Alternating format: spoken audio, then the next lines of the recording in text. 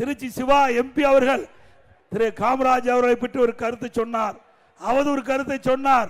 அப்பெல்லாம் காங்கிரஸ் கட்சி அங்க இருக்கின்ற தலைவர்கள் எந்த கருத்து சொல்லல, எந்த ஆர்ப்பாட்டம் சொல்லல. ஆனா காமராஜராஜ் கொண்டு வருகிறார். அப்படிப்பட்ட காமராஜை நேசிக்கக்கூடிய மக்கள் கட்சி பாராம அத்தனை பேரும் காமராஜரை விரும்புகின்றவர்கள். அப்படிப்பட்ட உயர்ந்த இடத்தில் மறைந்த மரியாதைக்குரிய பெருந்தலைவர் காமராஜ் அவர்களை திமுக கட்சி சேர்ந்த துணை பொதுச் செயலாளர் நாடாளுமன்ற உறுப்பினர் திரு சிவா அவர்கள் பேசுகின்ற பொழுது யாரும் எதிர்ப்பு தெரிவிக்கல, காங்கிரஸ்காரர் யாரும் தெரிவிக்கல.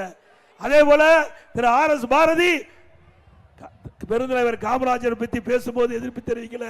ஆனா இன்றைக்கு நான் சொன்ன கருத்து ஏதோ பாதிக்கப்பட்டுதான். என்ன 5 கட்சிக்கு போனது உண்மைதானே? முத புரட்சி பாரதம், 2வது புதிய தமிழகம், 3வது விடுதலை சிறுத்தை கட்சி, 4வது பகுஜன் கட்சி, 5வது காங்கிரஸ்.